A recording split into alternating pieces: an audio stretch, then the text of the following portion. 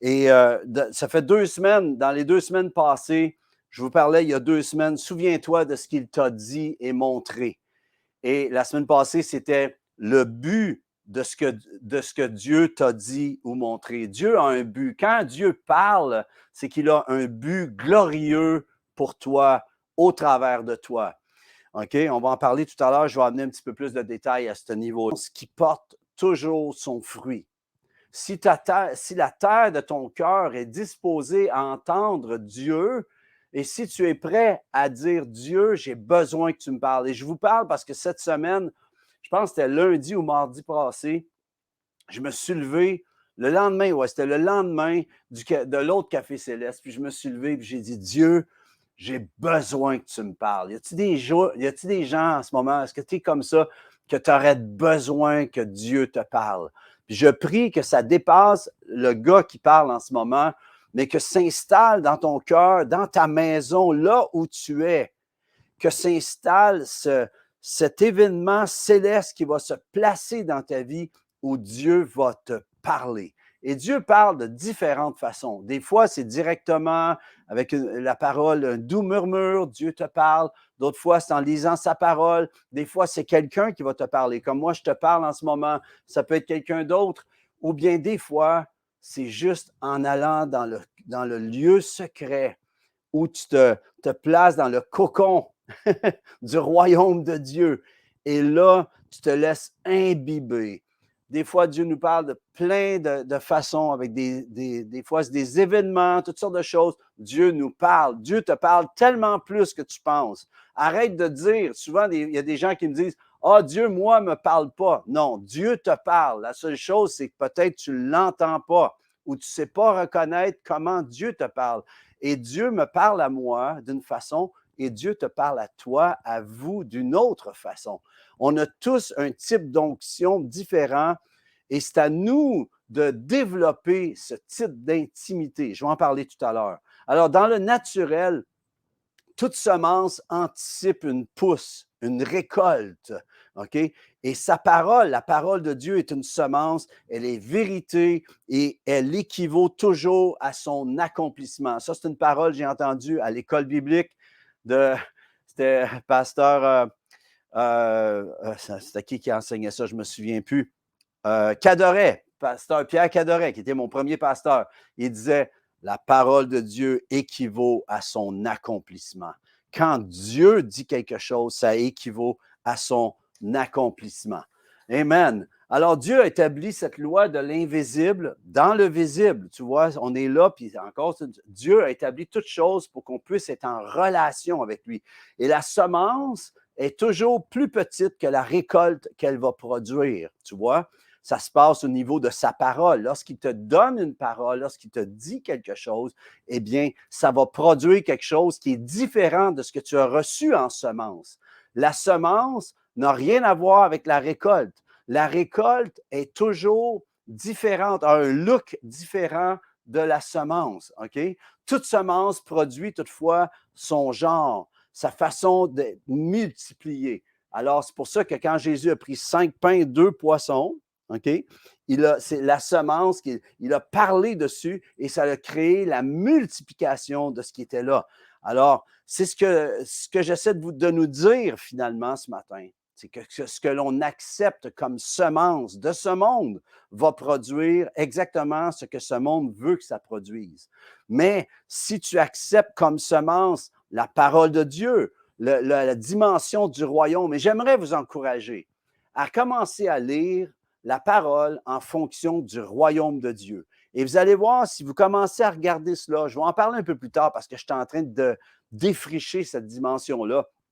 Et si tu commences à voir dans l'Ancien Testament que le royaume était annoncé, était prophétisé et qu'il est là, il était là, drette là, en semence. C'est tellement extraordinaire. Et Jésus est venu pour installer ça dans ton cœur, pour installer ça dans les dimensions, dans les situations de ta vie. Dieu a juste à parler en ce moment. Et il y a un principe que je veux vous apporter. Je vous disais tout à l'heure, ce qu'on accepte comme semence de ce monde va produire les résultats de ce monde. Mais si tu acceptes la parole de Dieu, le royaume de Dieu, la semence du royaume de Dieu dans ton cœur et sa justice, eh bien, j'aimerais dire que tu vas récolter de ce que le royaume de Dieu a en plan, a en pousse, a en récolte pour toi. Amen. Alors, ce que l'on accepte comme semence du royaume de Dieu va produire exactement ce que le royaume de Dieu veut que ça produise. Et quand Dieu te regarde, il voit plus que toi. Il voit le résultat final. OK? Donc, il y a un choix à faire aujourd'hui. Puis j'aimerais te dire, est-ce que tu veux faire le choix de te positionner dans ta vie, de te disposer dans ta vie, que tu vas te disposer cette semaine? On va faire un exercice cette semaine. Je vais vous lancer un défi à la fin. Êtes-vous prêts? Êtes-vous prêts? Mais la chose qui se passe, c'est que Dieu veut que tu passes des souhaits à la vision. Il veut que tu passes des souhaits à l'action. Souvent, on est là, ah, je veux faire ci, je veux faire ça, puis je voudrais que les choses changent. Qu'est-ce que tu fais pour que ça change? Souvent, il y a une parole que j'ai apprise dans ma vie, c'est dit, on ne peut pas se plaindre de ce que l'on accepte. Si tu vis une situation en ce moment, puis tu restes dedans, c'est qu'à un moment donné, il va falloir que tu te lèves, un peu comme Bartimée qui a entendu dire que Jésus passait. C'était un mendiant et il était aveugle. Puis à un moment donné, lui qui était aveugle, il a entendu dire ce que Jésus pouvait faire. Il a entendu dire, il a entendu une parole. Et lorsqu'il a su que Jésus passait, il s'est levé, ça dit qu'il a laissé son manteau, puis il a laissé son gobelet pour avoir de l'argent, alors qu'il était un quêteux, il quêtait pour pouvoir vivre. Et il s'est levé, il a commencé à crier, Jésus, fils de David. Donc, il déclarait que Jésus était le roi, était le sauveur. Pensez à ça. Un aveugle qui ne l'a pas vu déclare selon ce qu'il a entendu. C'est trop fort. Et il dit, Jésus, fils de David, aie pitié de moi. Au point que le monde disait, femme-là, tais-toi, tu déranges la réunion.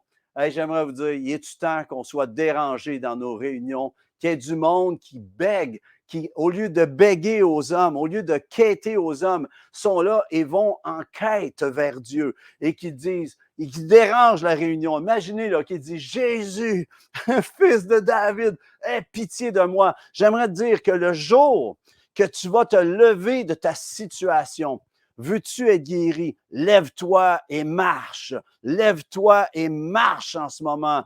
Lève-toi et agis. Amen. C'est un choix. Tu choisis le royaume de Dieu. Tu choisis ce qu'il a en réserve pour toi. Et je pense à Bartimée. J'ai hâte de le voir dans le ciel, lui. J'ai tellement hâte de jaser avec. Mais la chose qui se passe, c'est qu'il commence à crier. Puis Jésus arrête. Alors que les gens disaient à Bartimée, arrête de crier. Jésus, il a eu l'attention de Jésus. J'aimerais te dire, est-ce que tes prières causent l'attention de Jésus? Amène Jésus à s'arrêter pour toi. Et ma prière, c'est que Jésus va s'arrêter pour toi aujourd'hui. Qu'il va se soucier de toi. Puis le Seigneur se soucie de toi, mais le cri de ton cœur doit atteindre le sien. Et j'appelle que tu puisses développer ta foi, que tu puisses développer le territoire de ton cœur pour que ton cœur puisse recevoir la semence de sa parole et qu'elle va produire tout ce que Dieu a en réserve pour toi. J'appelle la guérison en ce moment sur toi. J'appelle la prospérité sur toi. Ah, il y en a qui disent, « Ah non, on ne prêche pas la prospérité. » C'est drôle, c'est parce que le Seigneur, juste avant de quitter, ça dit qu'il a béni. Il a béni les apôtres, il a béni les siens. Sa bénédiction est à tout niveau, pas juste dans ta santé, pas à tout niveau. Puis j'aimerais vous dire que dans les temps que nous sommes, on a besoin d'être prospère pour pouvoir aider les gens. Dieu va te faire prospérer. Dieu va te faire t'élever pour que tu puisses être une solution pour ta famille. En ce moment, il y a des gens qui sont là, qui entendent juste des mauvaises nouvelles. Si on se positionne pour entendre la bonne nouvelle, Dieu va nous donner de nous être une bonne nouvelle, de pouvoir être là pour aider les gens, parce que le monde va avoir besoin de ceux qui ont la foi, de celles qui ont la foi. Si vous êtes d'accord, votez pour ça en ce moment. Alors, je vais vous parler d'un principe une loi spirituelle que j'aimerais vous partager rapidement. Une loi spirituelle. Que si vous saisissez cela et que quand je dis saisir, là, c'est de comprendre cela, de comprendre la parole, de saisir la parole, être saisi par la parole. J'aimerais savoir, as-tu déjà été saisi par Dieu? Tu sais qu'est-ce que je veux dire, c'est que tu lis un verset et ce verset vient te saisir et que tu vas peut-être le mâcher pendant quelques jours. Je me souviens, une fois, j'avais eu une révélation à propos du Jardin d'Éden. Je vous en parlerai une bonne fois, mais c'est trop fort. J'essayais d'en parler à tout le monde. J'étais tellement imbibé de ce que j'avais reçu, puis on dirait que ça passait pas. On dirait que le monde ne catchait pas. Puis là, on dirait que c'était juste moi qui catchais ce que j'avais reçu. Mais j'aimerais vous dire que ce que tu as reçu, Dieu veut le faire produire en bénédiction. J'appelle qu'il se passe un miracle dans ta vie aujourd'hui. J'appelle qu'il se passe un shift dans ta vie aujourd'hui. Que tu sois upgradé, que tu puisses être relevé dans ton mindset, dans ta façon de penser, qui va être une façon de penser qui va selon la pensée de Dieu, ce qu'il déclare dans ta vie. Alors, une des choses que je veux te dire, c'est de comprendre la parole, saisir la parole, être saisi de la parole et de l'appliquer. Je n'ai déjà parlé, tu as un ordinateur, quand tu vas dans les paramètres, des fois, tu as des choses à changer et à la fin, tu dois appuyer sur « appliquer ». Je prie que tu puisses appliquer. Ma prière, c'est que tu puisses appliquer dans les paramètres du royaume de Dieu dans ton cœur, que tu puisses appliquer ce que tu vas entendre pour pouvoir voir le résultat de ce que tu appliques. Tu vois? Il est temps, chers amis, que nous vivions ce que nous savons qui doit être vécu dans notre cœur. Dieu, on sait qu'on est né pour plus que ce qu'on vit en ce moment. OK? Alors, j'aimerais vous amener dans Jean 5, 17, 20. On va lire rapidement 2 versets. OK? On va lire ça rapidement. Je ne pourrais pas aller au fond. On a juste 30 minutes. Puis je ne veux pas dépasser. Il y en a certains d'entre vous, vous allez courir, vous allez rouler à votre assemblée, vous allez vous rendre à votre église, allez à votre église, soyez arrivés en feu, les amis, à votre église. Soyez une bénédiction partout où vous passez. Mais la chose qui se passe, Jean 5, 17, 20, si on peut le sortir, s'il vous plaît, est-ce qu'on l'a? Oui. Est-ce qu'on a ça, mon ami Lawrence? On a-tu le Jean 5, 17 à 20? Sinon, prenez votre Bible tout simplement. Jean 5, 17 à 20. C'est écrit, mais Jésus leur répondit. Jean 5, 17 à 20. Allez-y, allez-y, prenez la parole. Le prochain cours, on va l'avoir. Jean 5, 17 à 20. Mais Jésus leur répondit, mon Père agit jusqu'à présent, moi aussi j'agis. OK? Voyez-vous ce que Jésus est en train de dire? Le Père agit, mais moi j'agis. Pensez-vous que Dieu est à l'action en ce moment? Alors la question, c'est est-ce qu'on fait ce que Dieu fait? OK? Et à cause de cela, les Juifs cherchaient encore plus à le faire mourir, non seulement parce qu'il violait le sabbat, mais parce qu'il appelait Dieu son propre Père. Hey, mon Père est plus fort que le tien. Yes, se faisant lui-même égal à Dieu. Et au verset 19, Jésus, il dit, Jean 5, 19, Jésus reprit donc la parole et leur dit, en vérité, je vous le dis, le Fils ne peut rien faire de lui-même, il ne fait que ce qu'il voit faire au Père. Et tout ce que le Père fait, le Fils aussi le fait pareillement. Car le Père aime le Fils et lui montre tout ce qu'il fait. Et il lui montrera des œuvres plus grandes que celles-ci, afin que vous soyez dans l'étonnement. Hey, come on! Savez-vous quoi? Le Seigneur veut se servir de toi, veut se servir de l'Église. Merci, Marjolaine. Hello, Marjolaine. Salut, Marjolaine. Tu es bienvenue avec nous. Le texte est là. Regardez ce que Marjolaine nous a sorti. Tu es gentil. Merci. OK? Mais la chose que je veux amener, Jésus, il commence avec ceci. En vérité, je vous le dis, le Fils ne peut rien faire de lui-même. Et j'aimerais dire que si Jésus s'est positionné, s'est abaissé au point de ne rien faire de lui-même, c'est pour t'amener à toi faire quelque chose en lui. Il veut te montrer que le résultat du royaume ne t'appartient pas. Il appartient à ton obéissance en ce qu'il va te montrer à faire. à te montrer à faire. On va juste parler de ça. J'aurais aimé amener plus, mais on va parler de ce verset-là pour commencer. Ah non, on va aller à l'autre. OK? Marjolaine, si tu veux sortir, je vais amener ces choses-là. La première chose, c'est que Jésus ne fait que ce qu'il voit faire du Père. OK? Donc, ce que le Père lui montre.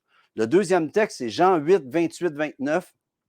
Jean 8, 28, 29, Marjolaine. Merci, bien gros, tu es là. Jésus donc leur dit, quand vous aurez élevé le Fils de l'homme, alors vous connaîtrez ce que je suis. Hey, il déclare qu'il est je suis. OK? Et que je ne fais rien de moi-même, mais que je parle selon ce que le Père m'a enseigné. Celui qui m'a envoyé est avec moi. Il ne m'a pas laissé seul parce que je fais toujours ce qui lui est agréable. Alors, voyez-vous, Jésus fait ce que le Père lui montre, mais ça dit, mais que je parle selon ce que le Père m'a enseigné. Alors, Jésus répète, dit exactement ce que le Père lui enseigne. Et là, ça, c'est deux clés en ce moment de comment opérer dans le royaume. On doit s'arrêter et savoir qu'il est Dieu. On doit savoir que c'est lui qui domine sur la terre. J'aimerais vous dire une chose. On voit des choses, on voit un déluge de trucs se passer sur la terre. C'est écrit dans la parole que Dieu régnait lors du déluge. OK? Il savait exactement ce qui se passait au déluge. Ce déluge a été provoqué par lui pour créer quelque chose de nouveau sur la terre. En ce moment, Dieu est en train d'agir bien plus qu'on pense, même avec les guerres, même avec tout ce qui se passe. Dieu règne, les amis. Et il est temps que que nous arrêtions de déclarer ce qui se passe dehors, mais de commencer à déclarer ce que Dieu prépare. Le retour de Christ est imminent, les amis. Il est temps de vivre en fonction de l'éternité. On est prêt d'entrer dans une dimension, dans ce que Dieu a préparé de toute éternité en Jésus. Il y a quelque chose d'extraordinaire qui s'en vient. Pâques s'en vient. On va en parler bientôt de la révélation des fils de Dieu. J'ai trop hâte de vous parler de ça. Mais ce que je veux vous amener, ces deux points-là. Jésus le dit. Il dit constamment qu'il ne fait rien de lui-même. Et il est peut-être, s'il y a des choses que tu essaies de faire pour Dieu qui ne fonctionnent pas, c'est peut-être temps d'arrêter et de dire, Dieu, est-ce que ça se pourrait que tu veux que je fasse les choses d'une autre façon? Est-ce que ça se pourrait? Puis si c'est le cas, Seigneur, je vais faire l'autre façon. Je vais faire ça. Tu sais, vous savez, Pierre, il pêchait, puis ça ne pognait pas. Il n'y avait pas de poisson. Il est revenu. Il n'avait pas pogné. Il n'avait pas pogné aucun poisson dans la nuit. Il y avait un staff. Il devait amener de la nourriture à des familles. C'était un entrepreneur. Jésus est rentré dans le bateau. Le royaume est rentré dans le bateau. Jésus a prêché à partir de son bateau. La dimension du royaume s'est installée dans le bateau. Et après ça, il a dit, on retourne à la pêche. Il voulait bénir Pierre. Puis il a dit, jette ton filet de l'autre bord. Pas ce bord-là, l'autre bord. OK? Une autre façon. Il est peut-être temps que tu lances ton filet de l'autre côté. Il est peut-être temps que tu sois ouverte à accepter que Dieu veut faire les choses différemment. Je dois le faire moi-même pour ma propre vie. Je dois accepter ces choses-là. Vous savez, je vous parle, puis pendant que je vous parle, j'ai un doigt pointé vers vous, mais j'en ai 3 vers moi. Alors, c'est bon pour moi aussi. Mais je veux juste vous dire une chose ce matin. OK? Le Seigneur Jésus lui-même a dit, je ne fais rien de moi-même. Et il est peut-être le temps arrivé de dire, à partir d'aujourd'hui, je ne ferai plus rien de moi-même, moi aussi. Moi aussi, je vais me disposer. Je vais me disposer à pouvoir entendre ce que Dieu veut que je dise. Pas juste répéter ce que Luc dit ou répéter ce que j'entends de tel ou tel prédicateur. Mais puis c'est bon, c'est des bonnes notions qui sont apportées. Mais Dieu veut que tu actives ta foi. Voyez-vous, c'est écrit dans Habakkuk, mais le juste vivra par sa foi. Voyez-vous, ce n'est pas par la foi, c'est par ta foi. Habakkuk 2, verset 4. Mais le juste vivra par sa foi. J'aimerais savoir, est-ce que tu vis par ta foi en ce moment? Est-ce que ta foi, est-ce que tu as activé ta foi? Est-ce que tu actives ta foi? Alors, comment tu vas l'activer? C'est écrit, ainsi la foi vient de ce qu'on entend. Et ce qu'on entend vient de la parole de Christ, de l'onction qui est en lui. Tu vois, la parole révélée. Parce que lorsque tu entends de Christ le roi, le oint, eh bien, ça veut dire que sa parole devient vivante, sa parole devient esprit et vie en toi. Alors, sa parole devient une révélation. Et à partir de ce que Dieu te montre, tu peux aller maintenant de gloire en gloire, de feu en feu, de révélation en révélation, de jour en jour. Tu vois, tu avances dans ce qu'il veut faire en toi. Puis oui, il faut activer ta foi. J'aimerais parler à ta foi en ce moment, OK? On n'a pas beaucoup de temps, il reste juste quelques minutes, 4 minutes. Donc, je n'ai pas le temps je vais pouvoir continuer la semaine prochaine peut-être. Mais j'aimerais juste dire, quand Jésus a parlé et il a dit ce que le Père disait, ça développait une avenue du royaume de Dieu dans ton cœur. C'est dans le but de t'amener en révélation de ce qu'il a en réserve pour toi. J'aimerais savoir, est-ce que tu vis à la hauteur, dans le highway de Dieu, ou bien tu acceptes les méandres de ce monde? Si c'est le cas, si tu es dans une ruelle, peut-être même dans un cul-de-sac, là, que tu ne peux plus t'en sortir, je te dis, sors de là. Sors de ta pite aiguë, sors de tes pensées négatives, sors de ta maladie, lève-toi et marche. Le Seigneur dit, veux-tu être guéri? Ça, c'est ma question aujourd'hui. Veux-tu t'en sortir? Veux-tu rentrer dans la plénitude, dans le plein de ce que Dieu veut?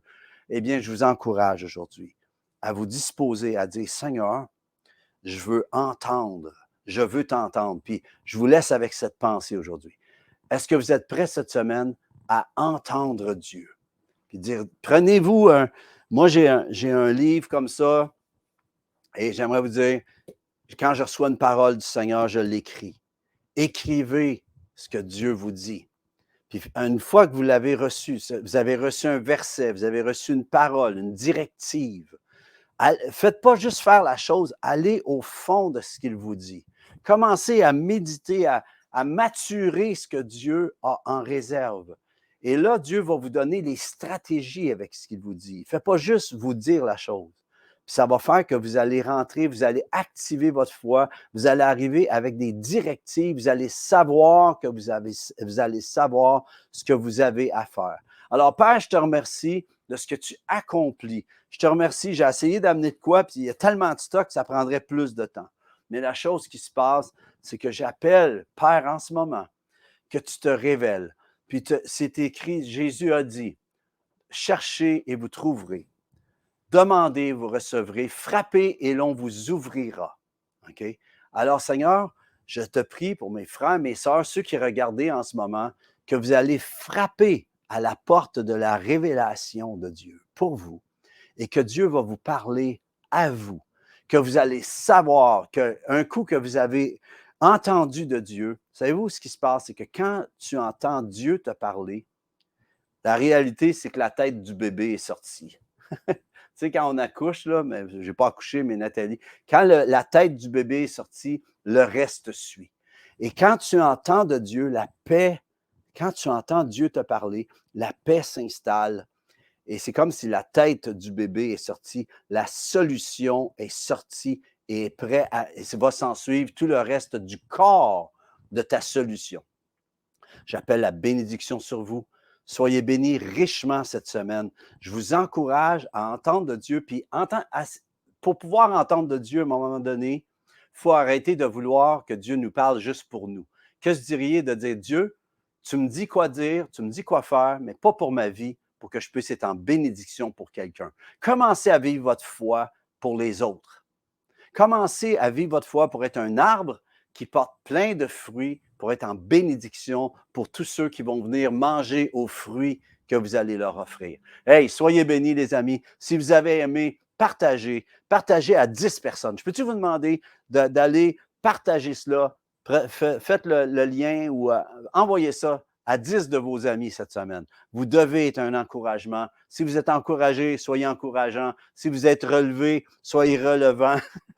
Soyez bénis, les amis. Je vous aime. Bonne semaine. Puis que vous puissiez vivre pour sa gloire dans le nom de Jésus. Bonne semaine. Je vous aime. Bye. Aussi Esaïe, dit-il, Seigneur, qui a cru à notre prédication. Ainsi la foi vient de ce qu'on entend, et ce qu'on entend vient de la parole de Christ. Ainsi la foi vient de ce qu'on entend, et ce qu'on entend vient de la parole de Christ.